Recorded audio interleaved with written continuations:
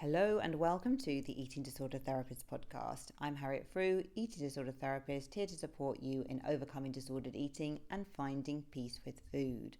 So thank you so much for listening today. Now today I want to talk all about extreme hunger, going all in, and am I just binge eating?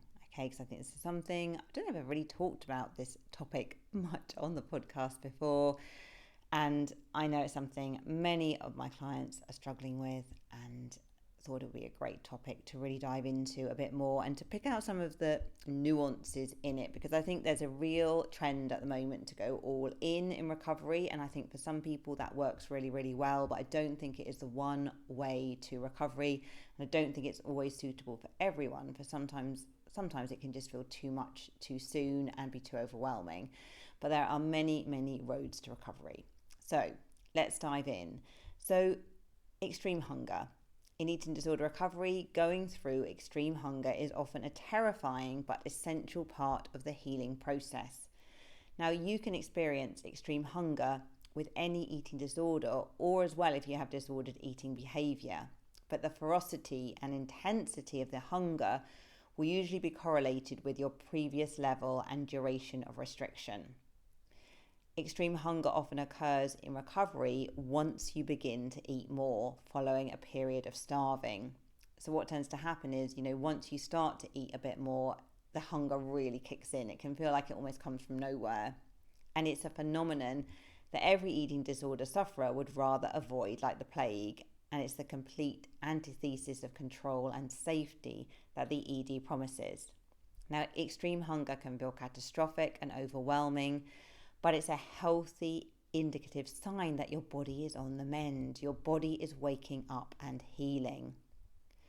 Now, if you're restricting food and not experiencing extreme hunger, then you're probably not eating enough yet to have kick-started this process. Now, often people will describe, particularly when they've been restricting for a long time, it's almost like all hunger signals are shut off. You might know sometimes that you need to eat. You'll get those starvation syndrome effects, like feeling really, really cold. You might still feel preoccupied with food. You might not be able to concentrate. All those kind of symptoms that come from under eating, but you may not always feel hungry per se. But that probably means that you haven't started eating enough yet to have kick-started the process. Extreme hunger impacts people of all body shapes and sizes, not just those who are emaciated. I think, again, that's really, really important to stress. And not everyone in recovery experiences the intense hunger, although most do. And it will vary from weeks to significantly longer in length in terms of how long you experience it. And it may depend on the extent of your previous restriction in understanding its intensity. But it seems to be really widely variable between different individuals. So I think this is what people struggle with a lot in the process, of just that uncertainty and not knowing. So there are no hard and fast rules, which makes the unpredictability of the process even more frightening. So you might feel like you can't stop eating. In extreme hunger, you will desire to eat humongous amounts of food. And you'll be eating significantly more than those around you, and you'll feel like a monster with an uncontrollable appetite, and you will think that your metabolism is broken. You will fear that you will eat and never stop. You will fear that your weight will elevate to catastrophic proportions, and you'll be terrified that everyone will judge you and you'll be alienated from your friends and family. These are all very typical thoughts. You are not alone. Now, extreme hunger includes physical and mental hunger. So physical hunger might include things like a gnawing, stomach rumbling, a preoccupation with food, low energy, and an irritable, hangry urge to eat. And mental hunger, where you're thinking about food and desiring a particular taste or pleasure. You might even be physically full to the brim, but you're still preoccupied and wanting food. But mental hunger is equally valid. If you've been restricting your food intake for a long period of time, the body's deficit of calories is astronomically huge, and the body will be requesting more food to establish balance and homeostasis.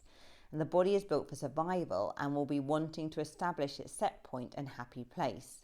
So it's completely natural to desire all the foods that you haven't been allowing yourself, and it's completely natural to desire vast quantities of food too. Okay, this is all normal. So let's dive into some frequently asked questions about extreme hunger. So people often ask, should I go all in and respond to every hunger request? Now, I think there is not a right or a wrong way to do recovery. It's very individual. Some people dive all in and will literally go with their physical and mental hunger with 100% commitment. Now, this complete surrender is both terrifying and exhilarating. And to get to this point, you may have become so exhausted by the eating disorder that letting go feels like the one appealing option. Because holding on so tightly to the ED feels miserable and soul destroying, and you wholeheartedly just surrender. You just think, I just can't do this anymore, I'm going to do it. Now, others as well find themselves going all in without planning to do so. It sort of fall into it. Now, I personally experienced this as once I started eating, I just couldn't go back to the rigid restriction. Those floodgates were open. I kept trying, but I could not go back to it once I started eating. The hunger was so intense. As once you start eating more, it's challenging to fight the hunger drive, and conceding is sometimes the only way. So in contrast, others cling tightly to a meal plan in recovery with allotted food amounts. This often happens perhaps more in hospital, or even I think in a lot of NHS UK eating disorder services. Now I think as well with a meal plan, it can be quite painfully difficult to adhere to it when body signals are demanding more food. But still, the safety of a meal plan offers some sense of security and steadiness in the process, and this can be mentally stabilizing and immensely valuable. Now, personally, I'm wholeheartedly behind honouring hunger 100%, as this is the path to full recovery and freedom. However, I also believe in creating safety in the process. I think that is really, really important. So how to create a sense of safety? So it includes having a strong baseline of regular eating and stabilising blood sugar in the background with 3 meals and 3 snacks per day. And this is a scaffolding of self-care. So it includes as well incrementally introducing a variety of foods with care and planning. It includes managing thoughts and developing techniques for self-support.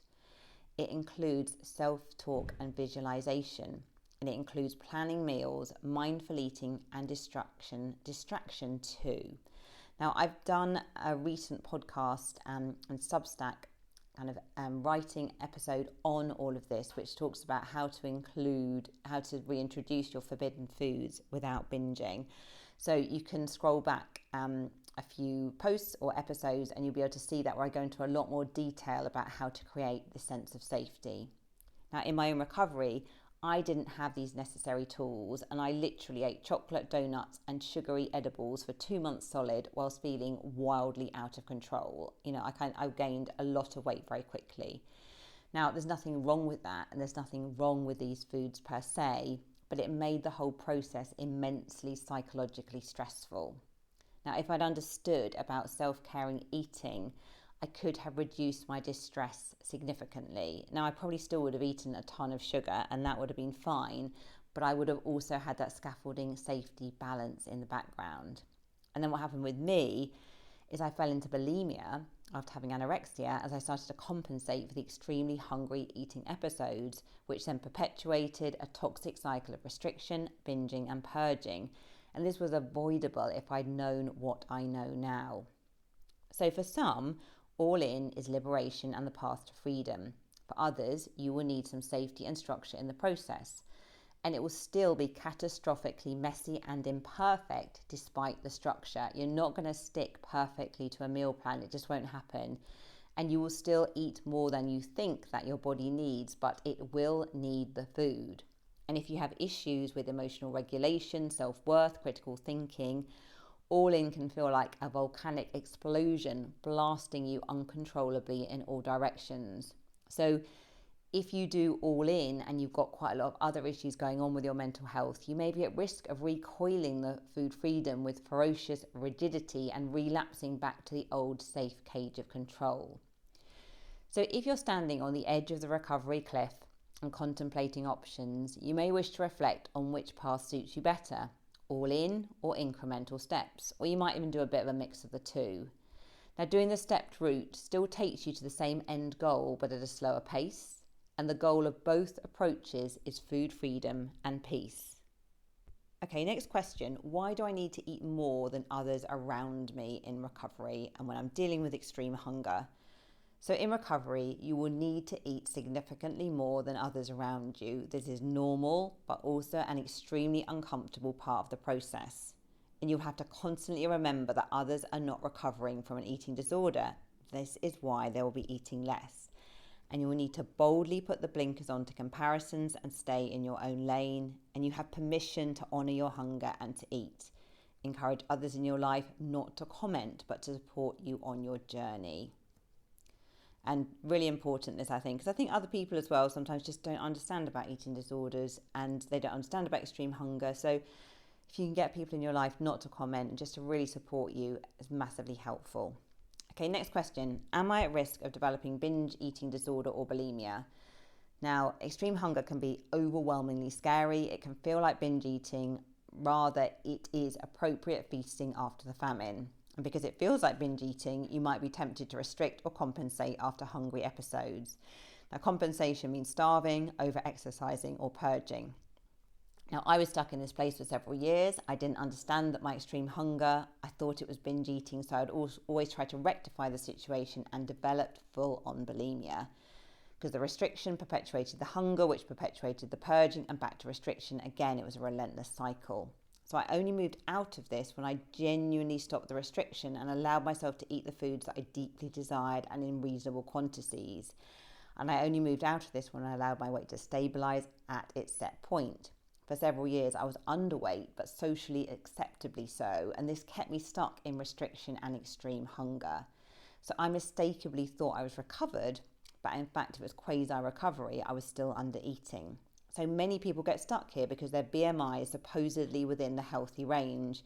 Now, BMI, body mass index, is a limiting measure, and not every single body is going to be at their happy weight at BMI 20 or even 18.5 as the NHS chart deems as healthy. Now, think about this. How many adults do you genuinely know that have a BMI of 18.5 without under eating? Yeah, I think it's quite rare, isn't it? It's usually probably teenagers or if someone has an extremely small frame. That is not very typical. So BMI ranges are not massively helpful. So if you are thinking, okay, my BMI is 18.5, so I am healthy, is a very good chance that you're probably not. You're probably in quasi-recovery and you're doing way better than you were before, but you're still restricting, which is going to continue with all the food noise and preoccupation with food. So forget BMI and listen to your own body. Your body knows where its set point is, and when you stabilise here, I promise you that you will no longer be deeply obsessed with food 24/7. Next question, what about emotional triggers for overeating and other stuff? Now, eating disorder recovery encompasses more than weight gain and adequate nutrition. Yes, these are vital parts of the process, but focusing on these alone may leave you stuck with rock bottom self-worth, emotional dysregulation, and a raging inner critic.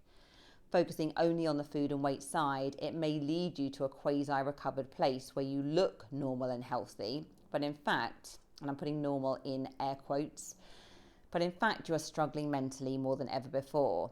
Now, in my opinion, this is one of the worst places to be, because everyone thinks you're well, you're fine, you're recovered, but you feel lonely, you feel misunderstood, and the food noise still rages. So as your weight approaches its set point range, the extreme hunger will decrease in intensity, although this will be prolonged if you continue to restrict. So work towards abolishment of restriction and or compensatory behaviours. Get support if you need it. And then you can also begin to work on those deeper issues. You can explore why you developed an eating disorder, weaving together the childhood influences, trigger points and core beliefs, and you can begin to construct your own psychological formulation and to bring the different parts of the jigsaw together. And I've also got a podcast episode and also a Substack article on psychological formulation if you want to know more about this. So you might well need to seek support from a therapist or a coach to cross this recovery bridge, but it's a worthwhile investment in traversing from quasi-recovery to full food freedom. Sorry, I cannot get my words out.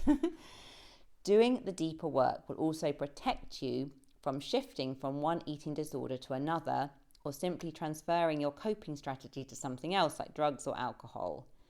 So, in summary, it can be hugely challenging to navigate the extreme hunger symptom, but it is an essential component of eating disorder healing for most. The way out is through, and you will find freedom on the other side. Be brave, keep going, and lean into the approach that feels best for you. Just because everyone's going all in, it doesn't mean that you have to go all in yourself. Yes, I'm still advocating the end goal. If you do it more incrementally, you still want to be working to an end goal of complete food freedom, but there are different ways of doing it, if all in is just too overwhelming for you. Okay. Thank you so much for listening. I hope you enjoyed the episode. If you're not following me already on Instagram, do seek me out, the Eating Disorder Therapist _ for further support with your relationship with food. Do go to the eatingdisordertherapist.co.uk. If you enjoyed this podcast, I would be so grateful if you'd follow, rate and review, as it helps it reach so many more listeners. And if you want to receive written articles of the podcast, please subscribe to my Substack. The link is in the show notes. Thank you so much for listening, and I look forward to sharing another podcast episode with you very soon.